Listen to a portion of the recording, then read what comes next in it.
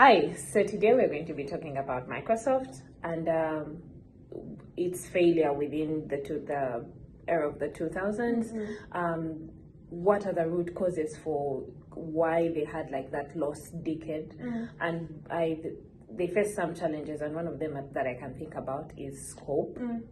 They had an issue with trying to bring unnecessary features, adding unnecessary features on existing applications, things that were not being useful to the users.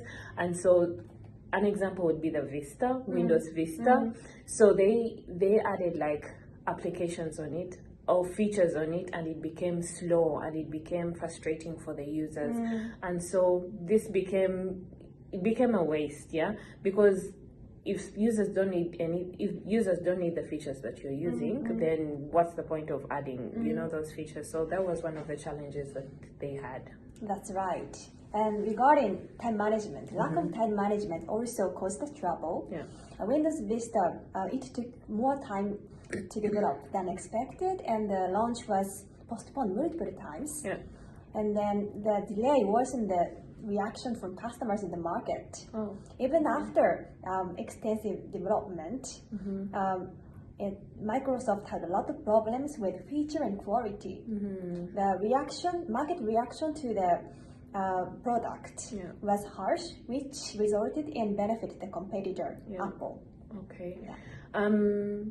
That's interesting, because another problem that I think about was they spent so much money on things that were causing the company to go down even more.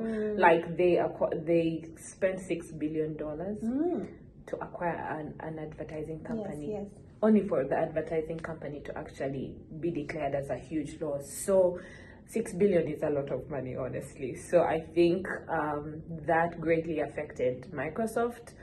That money could have been used to do something else other than spending it on a company that ended up being a loss to the company. So in regards to that, maybe could you tell us more about the strategic alignment of Microsoft? Yes. Do you know Zoom? Not really.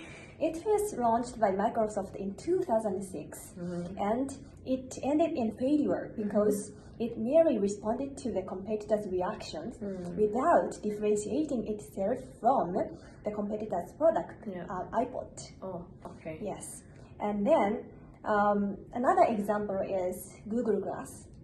It was developed 20 years ago, and it has augmented reality. But it was too expensive for customers, and it lacked enterprise applications. That's why it failed.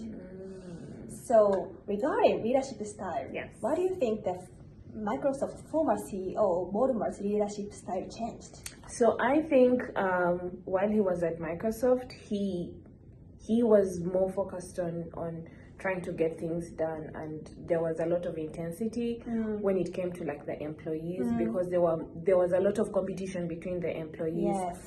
And however, when he was transferred, when he later on went to the LA Clippers, he was more passionate about his work, and he focused on team building and encouraging people to work as a team.